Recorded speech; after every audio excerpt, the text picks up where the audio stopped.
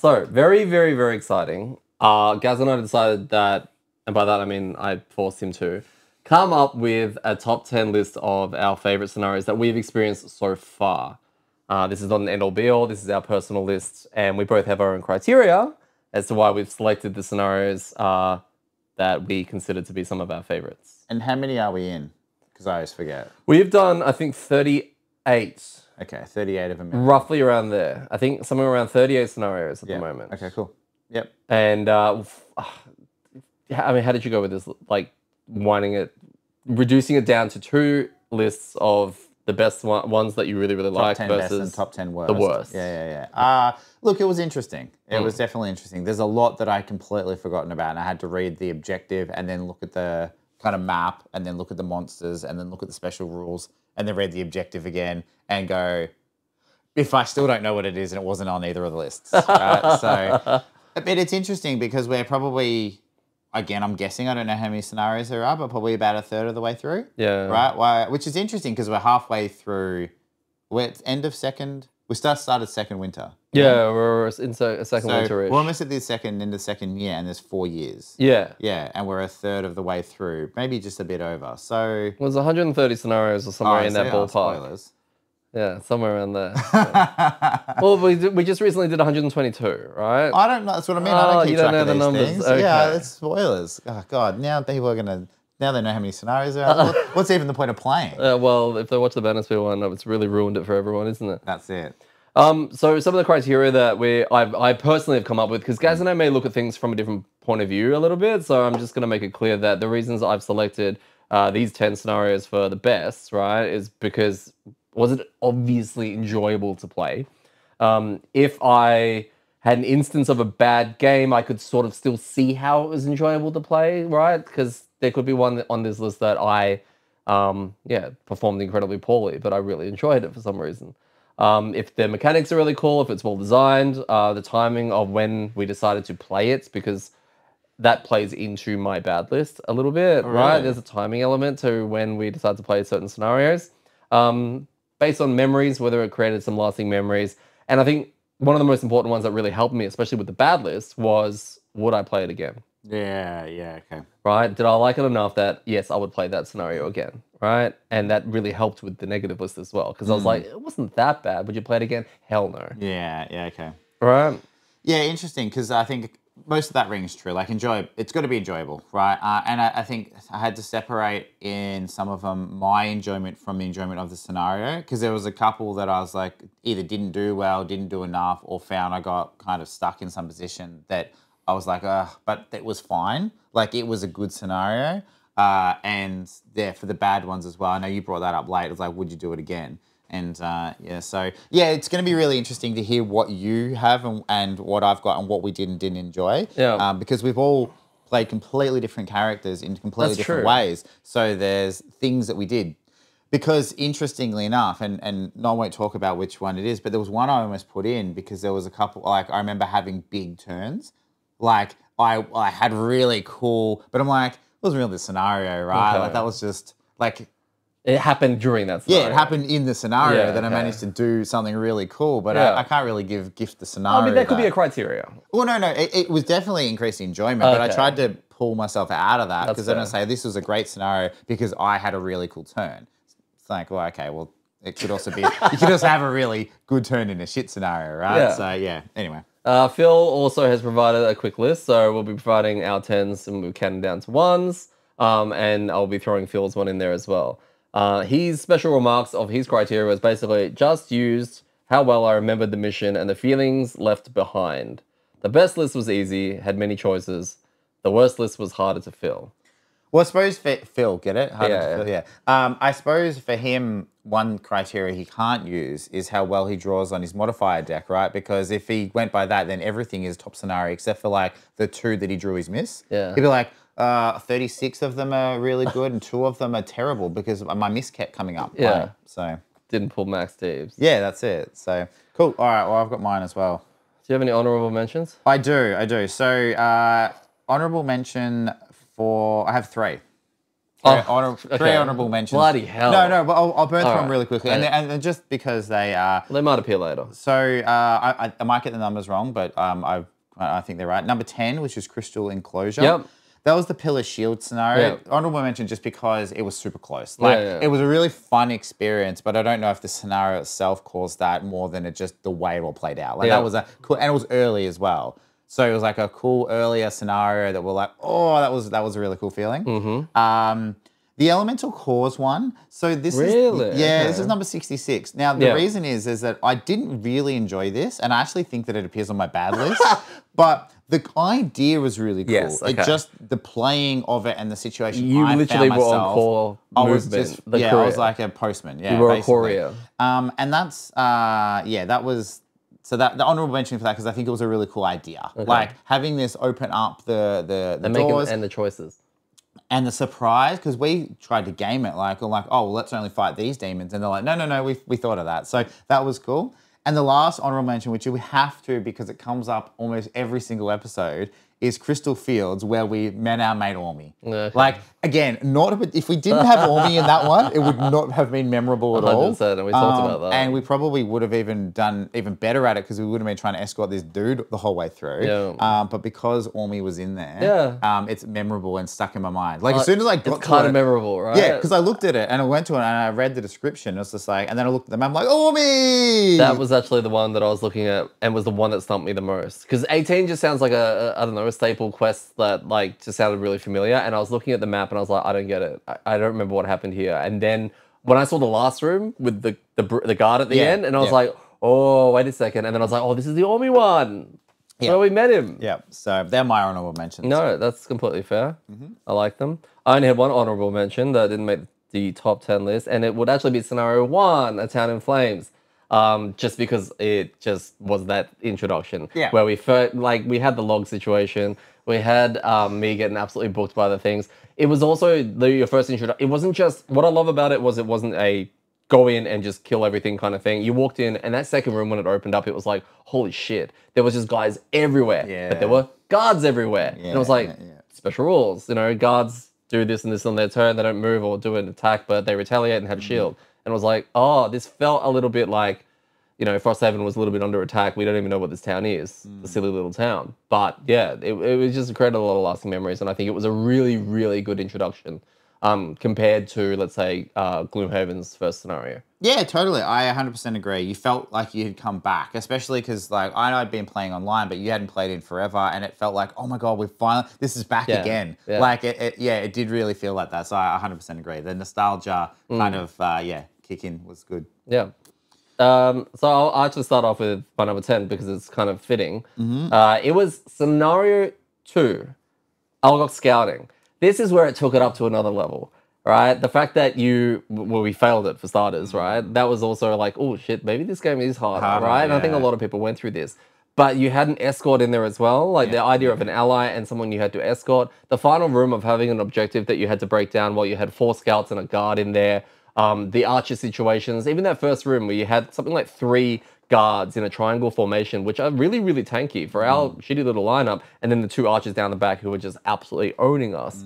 It was, I just think that if scenario 1 was an honorable mention and it did really, really well to introduce me to, this took it to just the next level. Okay. And it was, when we recorded that session and we played that session, I was like, this game is fucking amazing. Like, I was just so deep into what this game was going to provide for us for the next year or so. Yeah, and we didn't have the fatigue of having to repeat scenarios yet. No. So we were like, oh, that's fine, let's do it again. This won't happen very often. So, very good. I didn't have that on my list. So I guess we'll call out, right? Like, if we've got one on our list, we can say, well, I'll get to that later. So, cool. My number 10 is one that I haven't done, which is Invasion at the Dock.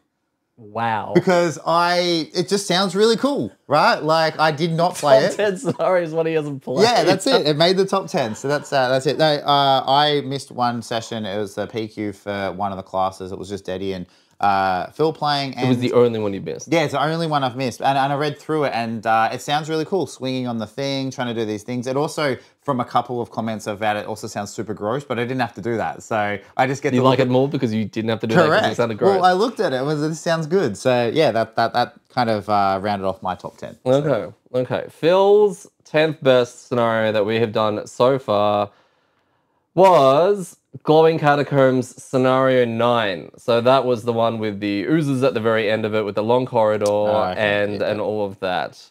Phil has mentioned that the map design and the down to the wire ending were the reasons that he liked that one, which is pretty cool. Yep.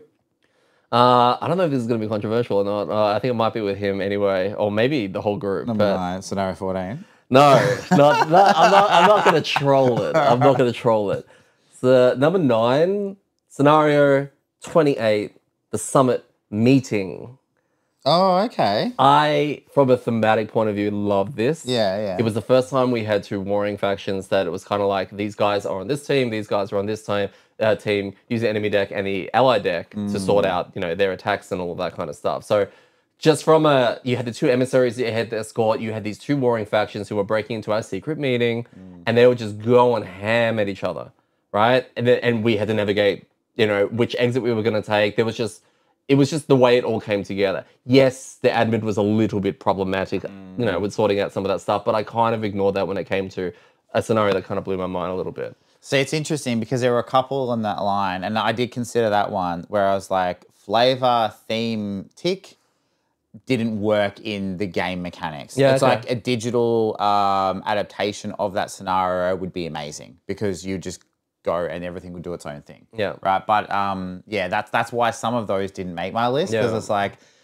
yeah, telling someone about it's really cool, but experiencing it kind of started going downhill a little bit when you had to do it. I am curious at how much if we got 2 completely different top 10s. It'd be interesting. So number 16, which is actually really funny considering I just said that. Yeah, right. okay. The derelict elevator. Yeah. So I thought from a cool boss fight, it felt like a Double Dragon, old Nintendo kind of like you're on this elevator, go and all the shit's coming at you. So and the rules did a good way of explaining that, even though it was a bit messy. Yeah, exactly. So, that's the thing I think. And interestingly enough, there was a conversation in Discord recently about how that had changed, and I think some of the I was going to say messiness, the lack of cleanliness with how you track those was due to a mechanic that was in it previously. So yeah, it would have been, but that was probably it. So no, I quite like that one. Even though we had to repeat it, and the reason it's low on my top. Yeah, exactly. The reason it's low and it almost didn't make it was because it has an element of like you get bad RNG, you just lose. Right? With 10 ruined machines in there and they draw that one, like you can explode. And I know you can not lose, but I think we got to the position where we did. Yes. Through that, and also because we couldn't count. No. So yeah. Yeah, it was player problems. Yeah. Phil's 9th favorite scenario was Scenario 46, Dead Pass. Okay. Now, that was the new snow one, where we had to actually build up the snow on those piles. Yep. His reasoning was he had fun as the media, big damage. Oh, okay. So he's just he's going like, did I do really well? Top scenario. Yeah, that's fair. That's it. It's interesting when you're calling out his or even yours because I'm quickly skimming through because I get it. The numbers and the names I almost don't even know. I only know because I look through them. But it's really interesting. Is it on my list? It's like playing bingo. Is it on my list? It's no, it wasn't. Definitely wasn't on mine. No. Well, because we didn't do big damage. Right? We got to the point where it was kind of like, someone has to stand adjacent to it or use up a top action or whatever to then collect the snow. Yeah. And it was kind of like, well, you guys do that. You're like, well, I can play 3 cards. I guess I'll do it twice. I feel like that was the start of the series of scenarios where I just became the objective bitch. Yeah. Right? Like, I'm just like, okay, well, I guess I can move really far. I can loot lots. I can do these things. So I'll go do that. Yeah. All right, number 8. Scenario 65, A Strong Foundation. This was the start to my Snowflakes PQ. And I really enjoyed this because it was our first foray into ice terrain. And it had that really interesting rule where also the creatures would always push on an attack. And then to traverse through that, we had Mark's Bone Horde going through as well. To get through all of that, we had Phil's Better Call booking as well. It was just a lot of fun memories from that session. Yeah, that's true. And then to make it into that final room, I just thought it could have done anything with that final room, and they made it like there was a special ice wraith there, there was the orb, they were all trying to destroy it, and we had to save it. And it was like, wow, they even threw a fucking curveball in there right at the end. It was like, no, it's not a matter of burning everything. You got to go in there and stop this from happening whilst they're punching us out of the room. Yeah, it's interesting actually. I forgot about that piece of it at the end, and I do remember the Bone Horde pinball. Like it just kind of bounced around everywhere. It just kept taking damage from the different nearly terrain. died. Yeah, very almost. Well, I had to sacrifice my turn to go back and save him. So yeah, it was. That's interesting and definitely memorable. I think for my number 7, I had The Way Forward, which is the one where you have to go to the other realm to escort the dudes. Yes. So you go into the portal, which I'm sure you have on your list because I know you really enjoyed that one. Yeah, look, that was, it was fun and I thought it was a cool idea. I thought, unfortunately, we cheesed it a bit. Like, I feel like there's a bunch of these scenarios where we're like, what's that one? Oh, that's the one we won with birds, right? But it was a cool idea of getting us in there and then the others stay up and then they kind of like hold the door. Yeah. Right? Like that was, again, a kind of cool, just different way of doing a scenario. Yes. No, I agree. I agree. Yeah. You do agree? Yes, I definitely agree. Let's see. Phil, number 8, had 18. Scenario 18, Crystal Fields. And he wrote Ormi. So, yeah, It's much the same, yeah. Pretty much the same. So, yeah, very memorable for him in that regard. Scenario, number 7 was scenario 107, My Private Empire. Because of the episodic nature of the scenario. I think that it was, you reached that far into it, I don't know, by that stage, maybe we had done 30, and it was kind of like every single time you were coming across one that was just like, here's the scenario goal. By the way, here's a little kicker that we've never done before. You can complete the chapters, right? And each chapter was going to be a little bit different, got gradually harder, and like I said, a lot of these ones I'm mentioning, I would play again with different classes, different lineup, and all of that, and this is definitely one of them. This is the one that we played twice because we tried to do our masteries after doing the first 2 chapters, which I booked mine before I got it. Tried. Yes. Yeah, big time try. But no, the overall concept and idea of it, I think as a side scenario, scenarios are theoretically like side quests in a way, and they're not always like the grand feature.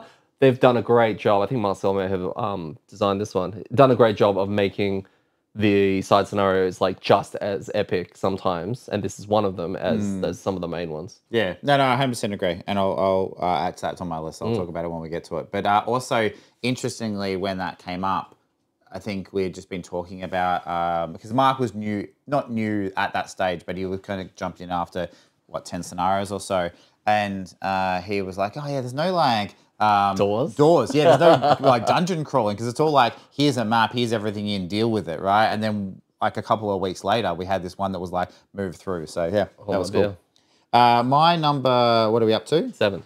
I don't have numbers next to mine, so I'll just do the next one. Ice Cave, which is the mirror on the wall one. So yeah, so I think, again, this is one of those ones where the theme, the mechanics were really cool. It wasn't as enjoyable as some of the others. Like, it didn't just have as much fun. Yeah. But I don't think that the scenario detracted from that. It just was one, because there wasn't many monsters.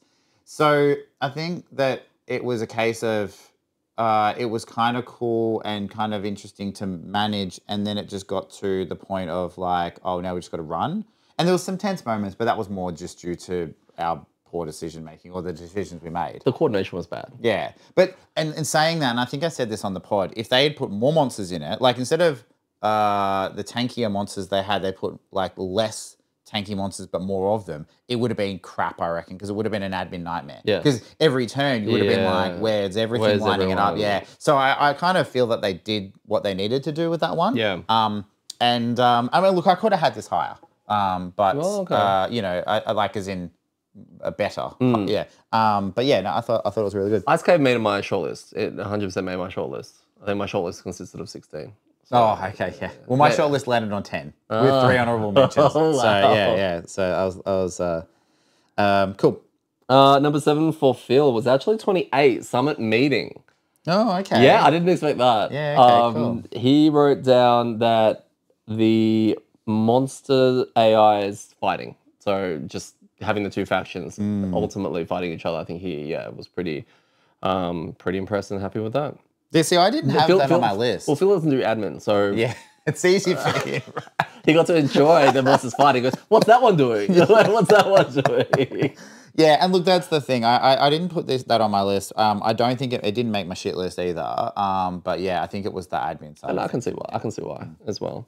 Like, it's not like something where I'm like, this is the greatest. How are you not seeing this? Yeah. No, that makes sense. Yep.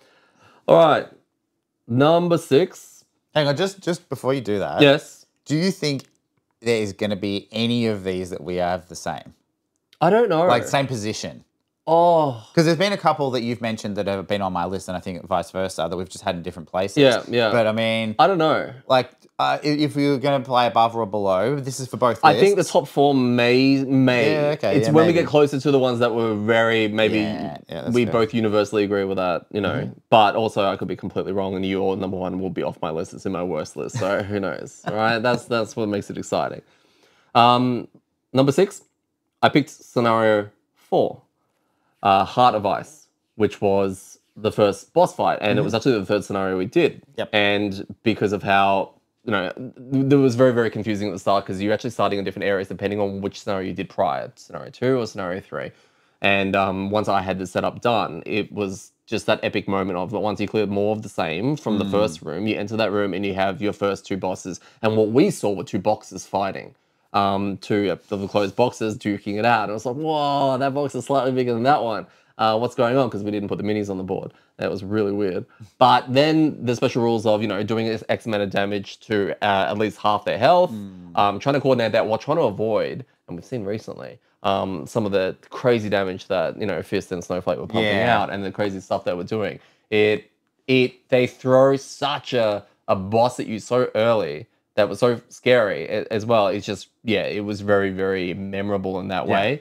And of course, it gave us our first unlock. So yeah, I 100% agree. I have it on my list as well, a bit higher, but felt the same way. Yeah, okay. From what you were talking about with scenario 1, that kind of like, oh, this is really cool. It's new, it's fresh. Like that was for me the wow, what have they done with this and what's the potential? Yeah. Like, because it had those elements of that, of, choices of a different boss fight, of, we were clearly picking a faction. Yes. Right? Like at that point, it wasn't just like, oh, which one class do you want to unlock? It was also like you're siding with one of these 2 warring factions. So the potential of where that was going, it didn't go as cool as I thought it was going to go. And I get reasons for that because you don't want to make 2 completely different campaigns.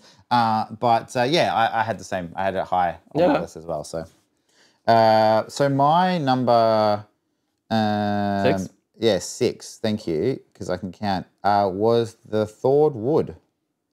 Wow. So that was dig up the radiant stones. Wow. Now, interesting with this one, this didn't make my list at all, right? When I said actually, I did tell a little bit of a lie. I did my shortlist. I got 10, and actually when I was doing my shortlist, I was picking some out from honorable mentions because there was a couple in there. I was like, this wasn't a great one that I love, but I know I want to mention it for good reasons. I actually did get 10 and 3, and then when I was going back through, because I was actually struggling to find ones on my shit list, I noticed a couple. I was just like, oh, actually, you know what? And this was one of them. I'm like, I didn't have a great time in this one. Like, it was fine. I didn't do anything amazing. I think I was pretty early on with my crab, and I got caught behind. I did a couple of weird things. Oh, yeah. But the idea, like the mechanics of like triangulating where the things were, I thought was such a really cool idea. Yeah. And there was some really cool moments. It's where burgers first came from. That's true. Right? So it's the birth of the burger. So yeah, it somehow just made its way on my list and then just kept going up. Yeah. Well, it's top 6. Yeah, that's it, right? And I think, if I was to say, would you play it again? It's like, yeah, 100%. I think I would, because I think, again, it would be different. Yeah. I don't know. Yeah, okay. No, that's an completely fair. abnormality that just kind of fell into. Oh, that's not on my top list. at all. I didn't expect that. So that's Well, it was a very late edition and replaced something else. Oh. That was in there that I realized which that I was became an like, honorable. no, it Oh, didn't. it replaced actually. Yeah, I think replaced. so. Oh, actually, Elemental Core? No, I don't know. Don't know why. Can't remember. Oh. Oh, well. All right. Phil's number 6 was number 1, A Town in Flames. Okay. He loved the use of allies and a rules mistake with the unmovable log. Yeah.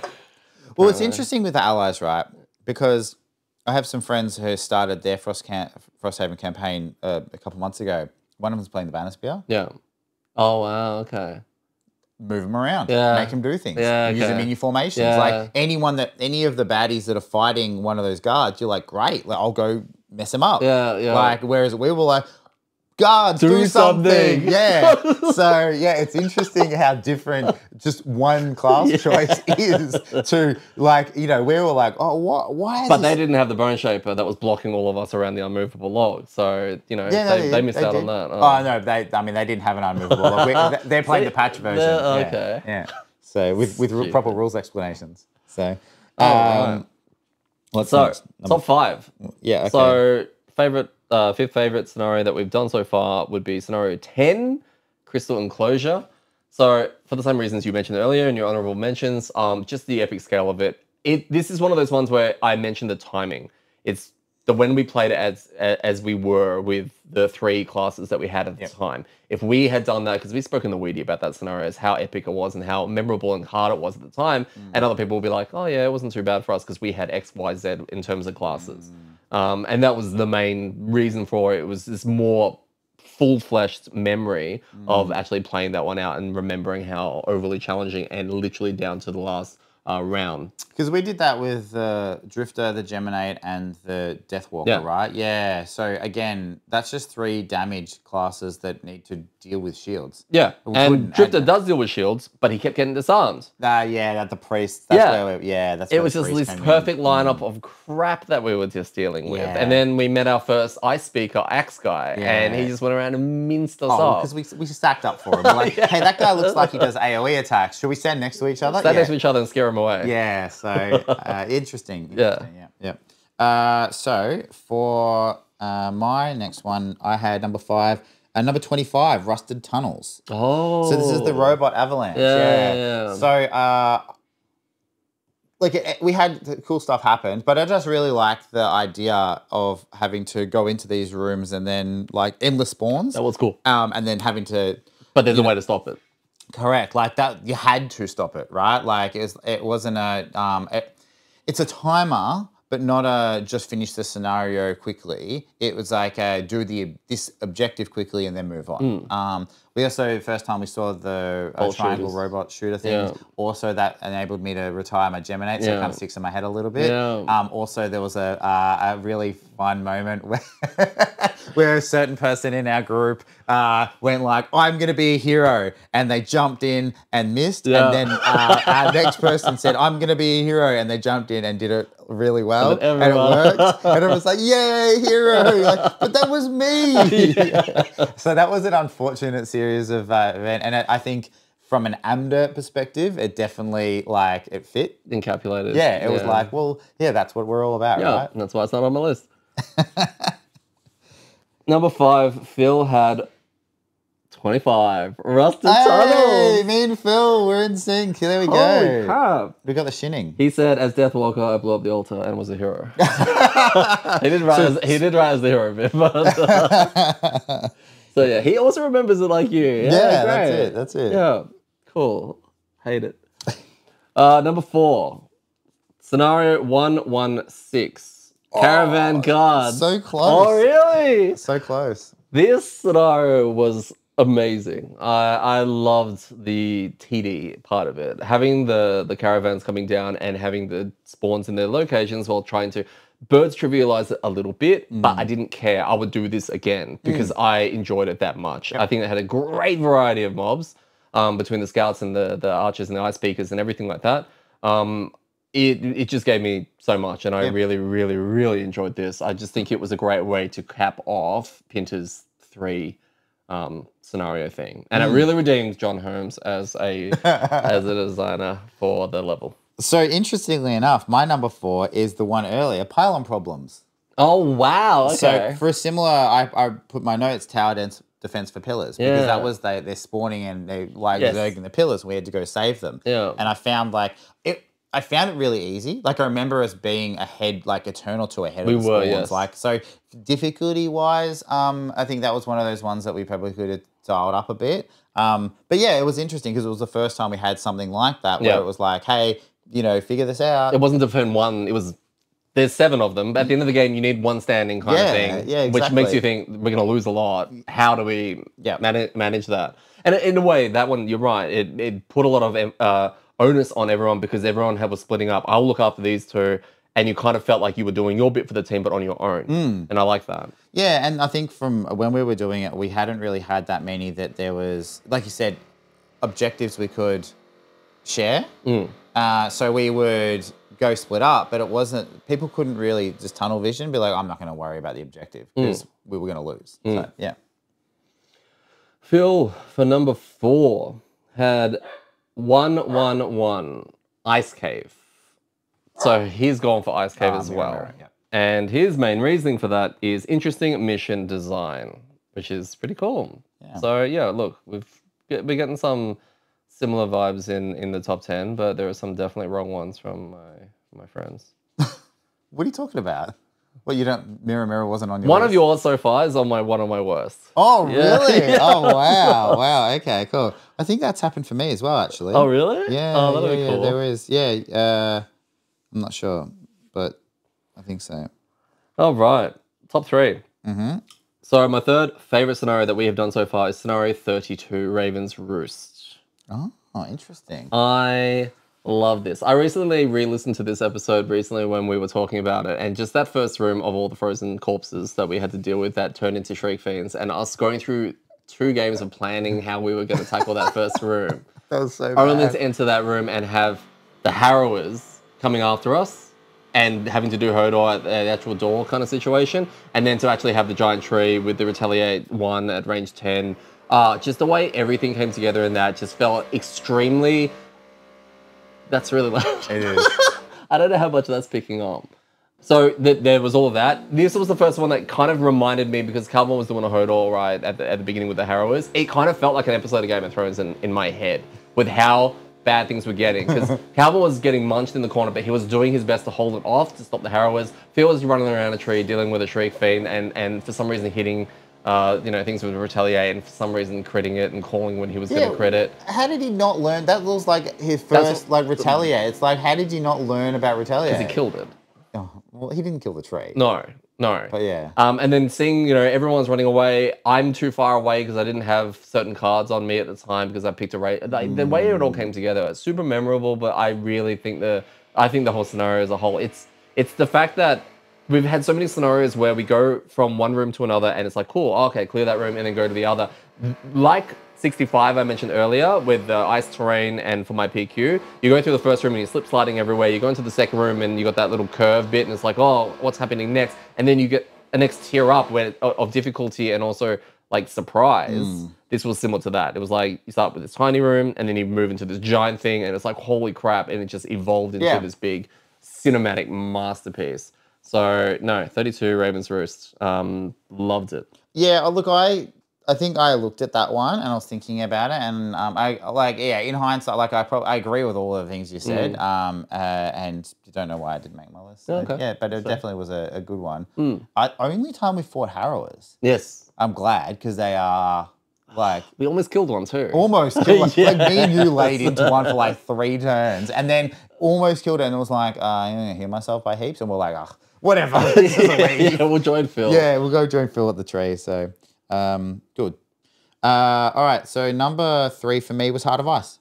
Oh, so, cool. Yeah. So I thought, again, for all the reasons I said early on, it set the tone. It set like the expectations. The potential was there. It was a really cool way of introducing not only new characters, right, to unlock, but also a choose your own direction. Like, it very easily could have been. You get to the end, you've got this person, do you want to side with this guy, do you want to side with that person? choose and then pick a scenario, go. But they put it in the game, and I thought that was a really cool like design thing to make you make the decision in the game. Which is kind of hard sometimes because it's not just you making a decision, it's a group thing, right? Who are we killing, who are we attacking, and why? Yeah. Like, how do you come up with that kind of stuff in the moment? I think, and I'd like more of that from a how you're choosing to move forward with your campaign piece. So, we talk about the Eternal Crave, right, where we had to, choose a way to finish the scenario. I'd like, not all the time, but if you're going to choose a path, right, we chose between coral and kelp. That was just like, just pick one, which one do you want?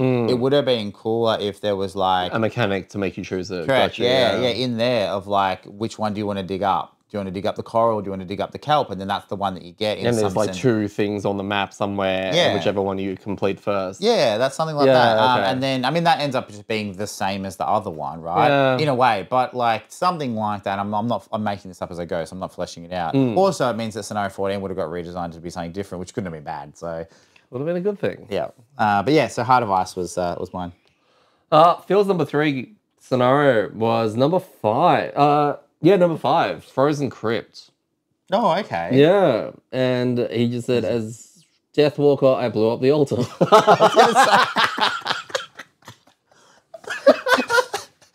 Good, nice and simple. I was actually thinking of this one when I saw it. I was like, oh, that was interesting. Oh, that's the one that Phil went really large. Yeah, okay. Not really a reason to put on my top list, but he definitely did. So, no, he did go very large in that one because that was our It made my first short taste. list. Did it? Yeah, I think so. Okay.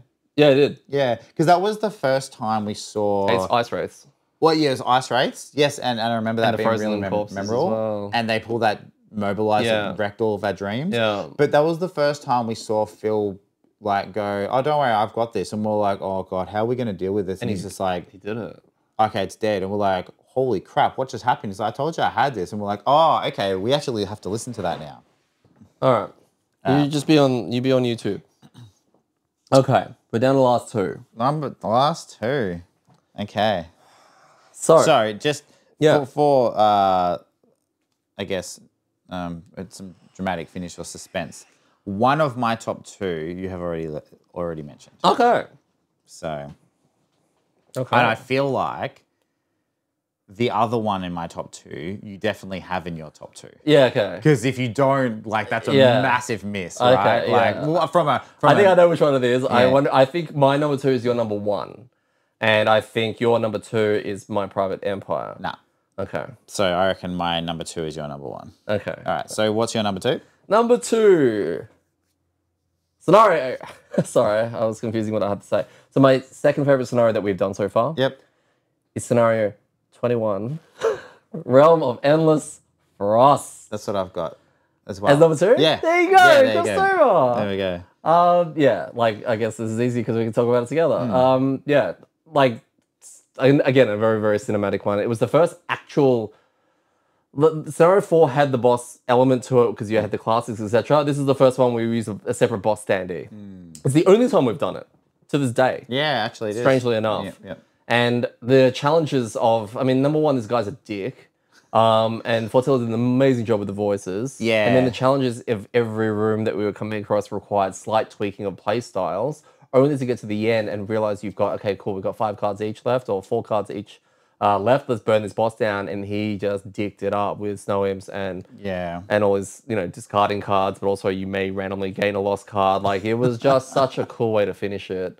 I absolutely love this. I think for me, when I was thinking back on this one and that experience, is like some of the scenarios you go through and Frost, and there's a lot of controversy around this about complexity and difficulty and stuff like that. Like, it gets brought up all the time, and you move forward and then you just get hit with this, like, here's more negative effects, here's a thing to make it harder. It's really just killer monsters, but there's all these weird rules that make it dumb. And that happens from time to time, and I think people focus on that.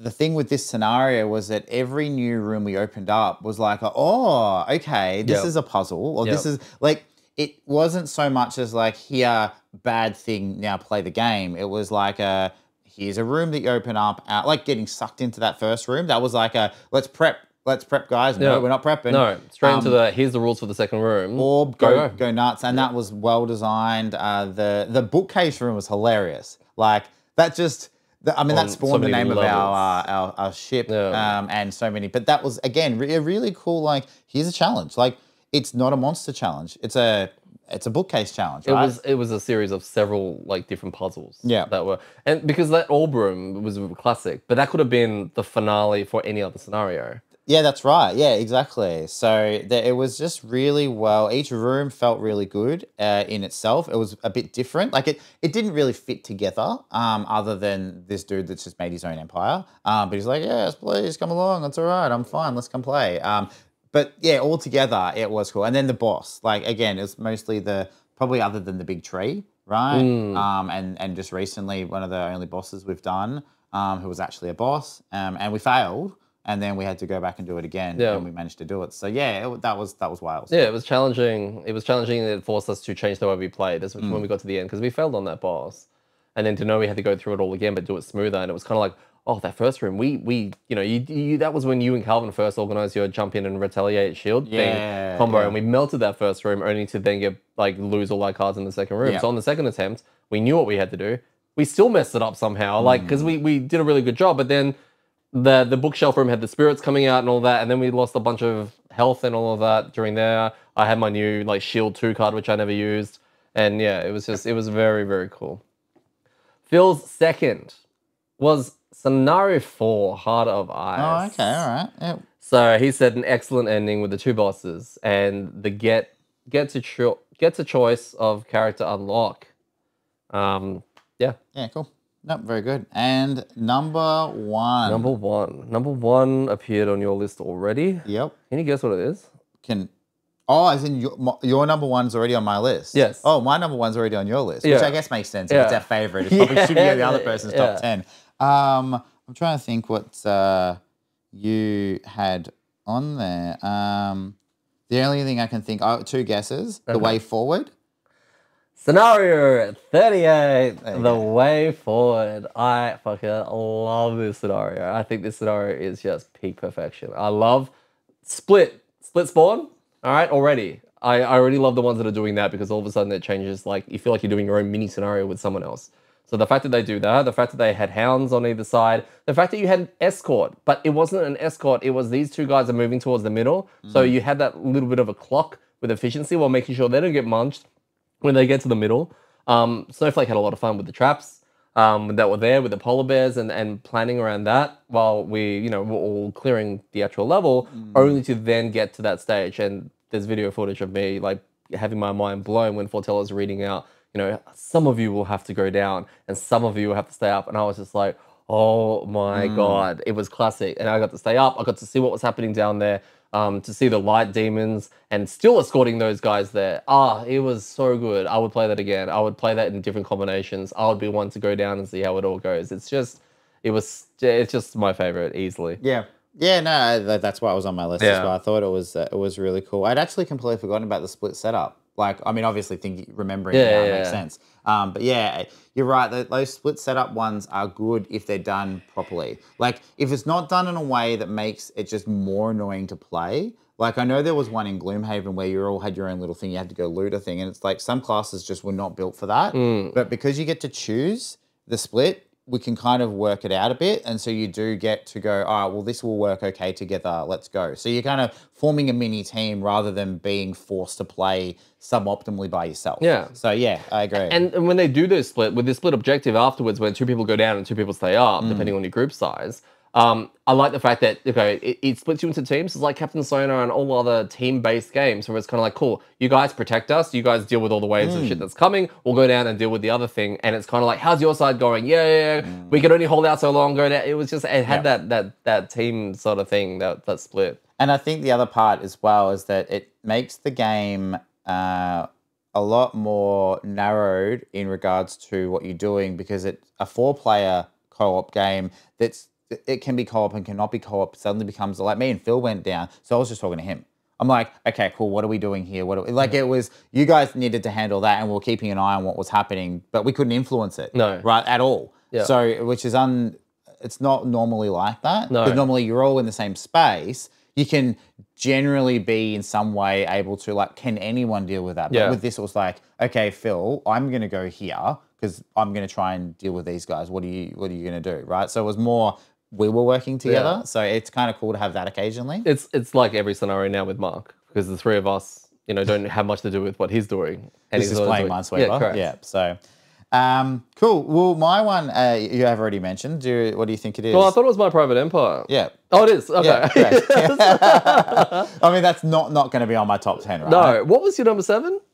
Ice Cave. Oh, wait, the Way Forward, was that an honorable? No, that was number 8. Okay. Well, it was close, because that's what I'm saying. 8, My number 1 and your 7, and your 8 and 1. It was like, yeah. Yeah. Okay.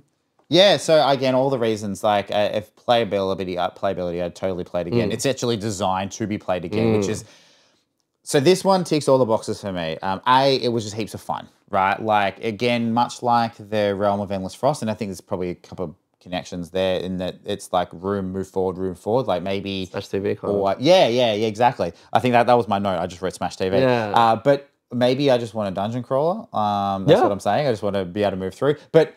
again, and we won't get into that conversation about the balance of not having that lots and then getting it again and going like, oh, I can just eat that up. The rooms were really well designed. Not knowing what's coming next, because it's like, what's your next challenge? That's a cool concept. Rather than... do we pull out now? Well, that added piece, right, made all the difference, because it raised the stakes and made it it's a test your luck now, right? Like, or push your luck game. So...